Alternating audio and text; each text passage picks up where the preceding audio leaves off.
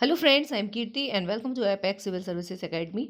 MPPSC prelims crash course आज से start हो रहा है। आज डे 1 है।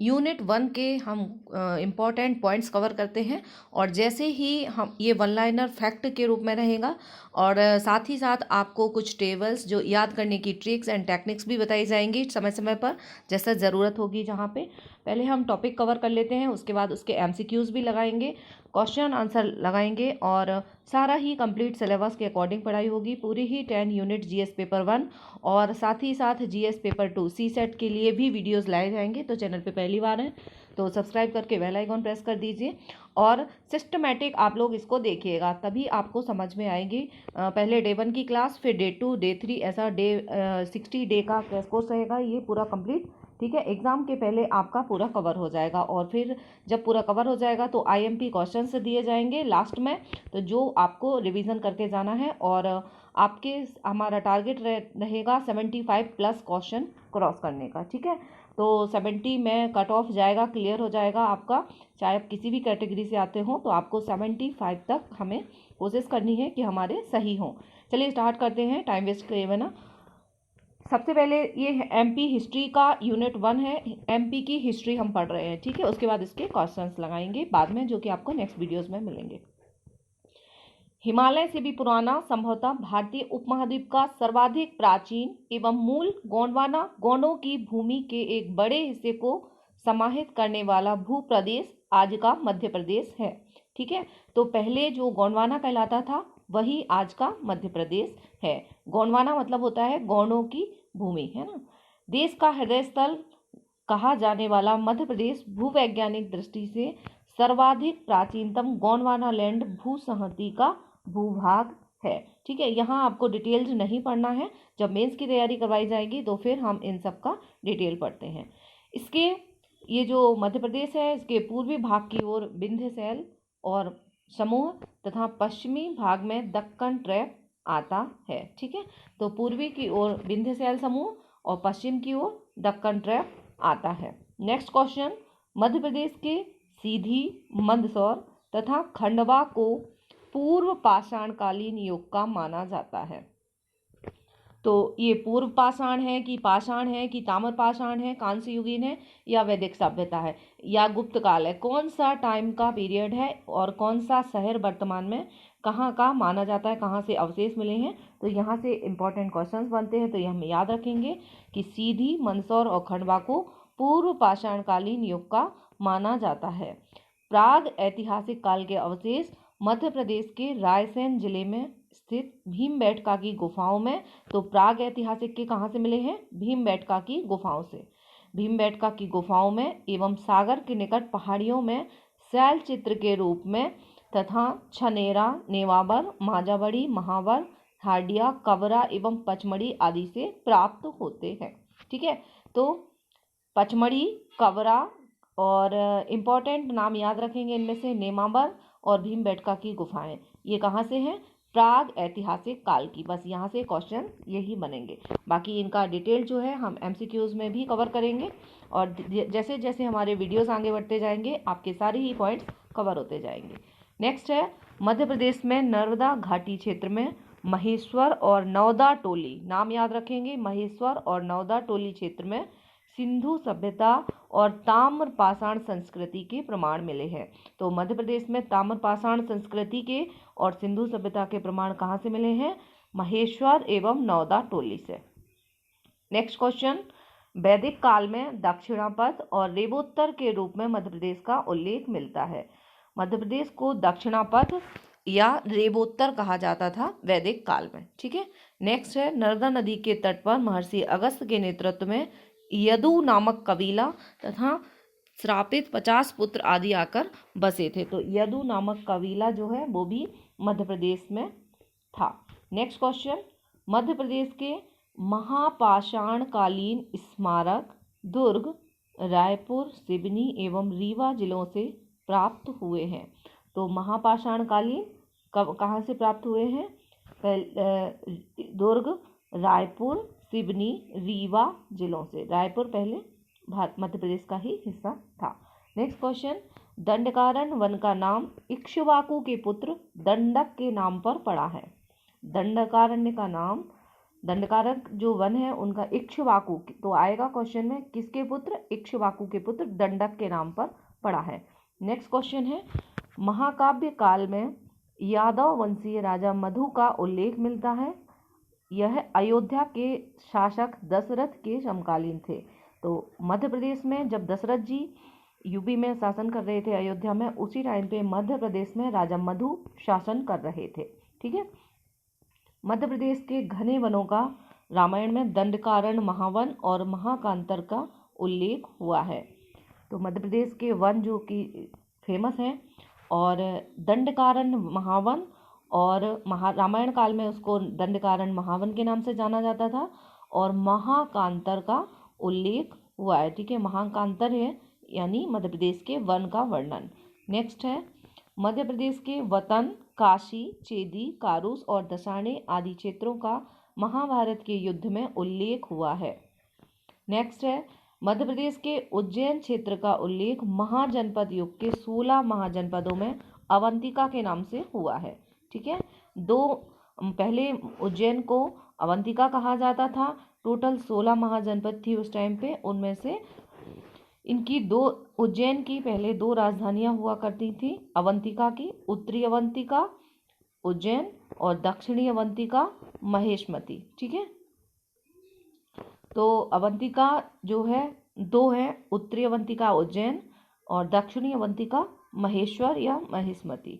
नेक्स्ट इज, मौर्यकालीन सभ्यता के अवशेष मध्य प्रदेश के दतिया जिले के अशोक के गुर्जरा अभिलेख से मिले हैं। तो आएगा कि मौर्यकालीन अवशेष कहाँ से मिले हैं, तो ये मिले हैं अशोक के गुर्जरा अभिलेख से। किस अभिलेख से, गुर्जरा अभिलेख से। हमें सिर्फ इम्पोर्टेंट याद करना है, क्योंकि हिस्ट्री इतनी ज़्यादा है कि आप जितना पढ़ोगे उतना कम है, और 8 से 10 क्वेश्चन हिस्ट्री से आपको मिलेंगे, 8 क्वेश्चन का। तो हर एक यूनिट को हमें कवर करना है। ठीक है, हम इसीलिए इसी हिसाब से पढ़ेंगे। नेक्स्ट क्वेश्चन है, अशोक ने सांची के स्तूपों का निर्माण करवाया था और विदिशा में के व्यापारी की पुत्री श्री देवी से विवाह किया था। ठीक है, तो अशोक जो राजा हुए हैं उनकी पत्नी जो कौन थी, वो थी श्री देवी, और विदिशा के व्यापारी की पुत्री थी, और उनसे अशोक ने विवाह किया था, और अशोक ने सांची के स्तूपों का निर्माण कराया था। जब हम मध्य प्रदेश की स्थापत्य कला पढ़ेंगे तो इसके बारे में डिटेल भी पढ़ेंगे। पुष्यमित्र शुंग ने विदिशा को अपनी राजधानी बनाया था और सांची स्तूपों के तोरण द्वार बनवाए थे। तो अगर क्वेश्चन आता है कि सांची के स्तूप किसने बनाए थे, तो ये बनाए थे अशोक ने, और सांची के स्तूपों के तोरण द्वार किसने बनवाए थे, तो ये बनवाए थे पुष्यमित्र शुंग ने। ठीक है, नेक्स्ट पॉइंट कवर करते हैं। चंद्रगुप्त विक्रमादित्य ने पाटलिपुत्र के अलावा उज्जैनी को भी अपनी राजधानी बनाया था। ठीक है, तो उज्जैनी विक्रमादित्य की राजधानी थी, इसके अलावा पाटलिपुत्र भी थी। जिसने हिस्ट्री पढ़ी है उसको पता होगा। ठीक है, तो आपसे पूछ सकते हैं कि उज्जैन के अलावा कहाँ को बनाया था, तो पाटलिपुत्र को। तो पाटलिपुत्र के अलावा उज्जैनी को भी अपनी राजधानी बनाया था चंद्रगुप्त विक्रमादित्य ने। नेक्स्ट, गुप्त काल में उदयगिरी की गुफाओं तथा किदवा के वैष्णव मंदिर का निर्माण हुआ था। ठीक है, तो किदवा के वैष्णव मंदिर और उदयगिरी की गुफाएं जो हैं वो कब की हैं, गुप्त काल की। तो हमें सबका काल याद रखना है, मौर्य काल की सांची के स्तूप, गुप्त काल की उदयगिरी की गुफाएं।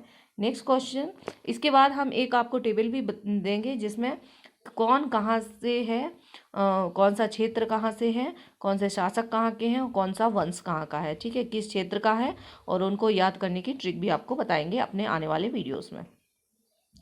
नेक्स्ट इज, परमार बाणभट्ट की कादंबरी के अनुसार हर्षवर्धन ने विंध्या और नर्मदा के उत्तरी भाग में शासन स्थापित किया था। ठीक है, तो यहाँ से 3 पॉइंट कवर होते हैं। कादंबरी बुक किसकी है, बाणभट्ट की कादंबरी के अनुसार। ठीक है, बाणभट्ट की बुक है कादंबरी, उसमें लिखा है कि हर्षवर्धन ने विंध्या और नर्मदा के उत्तरी भाग में शासन किया था। ठीक है, मतलब मध्य प्रदेश में शासन किया था। परमार वंशीय राजपूत राजा भोज एक प्रतापी राजा था जो कुशल योद्धा तथा प्रकांड विद्वान माना जाता है। ठीक है। तो राजा भोज कौन से वंश के थे? परमार वंश के। इसके बाद आने वाली वीडियोस में हम सभी वंश और उनके संस्थापक को भी याद करेंगे। परमार वंशीय राजपूत राजा भोज एक प्रतापी राजा था जो कुशल योद्धा एवं प्रकांड विद्वान माना जाता है। इसने भोपाल के निकट भोजताल और भोजपुर नगर बसाया था। तो भोजताल और भोजपुर राजा भोज ने बसाया था, जो कि परमार वंश के शासक थे। विश्व प्रसिद्ध खजुराहो मंदिरों का निर्माण राजपूत युग के में चंदेल वंशीय शासकों ने करवाया था। ये क्वेश्चन एमपीपीएससी का बिल्कुल महत्वपूर्ण है। खजुराहो मंदिरों से क्वेश्चन आता है। तो खजुराहो के मंदिर का निर्माण करवाया था चंदेल वंशीय शासक कौन ने, ठीक है। और इसका डिटेल जो है हम मध्य प्रदेश की स्थापत्य कला में पढ़ेंगे। नेक्स्ट क्वेश्चन, मांडू के शासक होशंग शाह, ठीक है, नाम याद रखेंगे। होशंग शाह ने मध्यकाल में होशंगाबाद शहर की स्थापना की थी। होशंग शाह कहाँ के शासक थे? मांडू, ठीक है। नेक्स्ट पॉइंट, बाबर ने ग्वालियर, चंदेरी, कालपी आदि पर 1526 में पानीपत के द्वितीय युद्ध द्वारा अधिकार कर लिया था, ठीक है। तो कहाँ कहाँ पर? ग्वालियर, चंदेरी, कालपी, इन तीनों पर पानीपत का द्वितीय युद्ध 1526 में हुआ था, जिसमें बाबर ने अधिकार कर लिया था। नेक्स्ट है, मालवा के सुल्तानों ने मांडू में अनेक प्रसिद्ध इमारतों का निर्माण कराया, जिसमें जहाज महल, हिंडोला महल, रूपमती का महल, जामा मस्जिद और होशंग शाह का मकबरा उल्लेखनीय है, ठीक है। तो मांडू में क्या क्या है? जहाज महल, हिंडोला महल, रूपमती महल, जामा मस्जिद और होशंग शाह का मकबरा। यहाँ से क्वेश्चंस पूछे जाते हैं कि मांडू में क्या क्या है।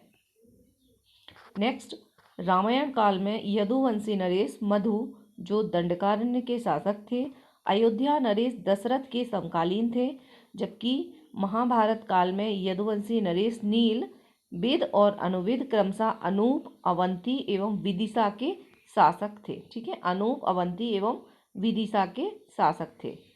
तो जब राजा दशरथ जी थे तब मध्य प्रदेश के शासक राजा मधु थे, और महाभारत काल में यदुवंशी नरेश नील, विद एवं अनुविद क्रमशः अनूप, अवंती एवं विदिशा के शासक थे।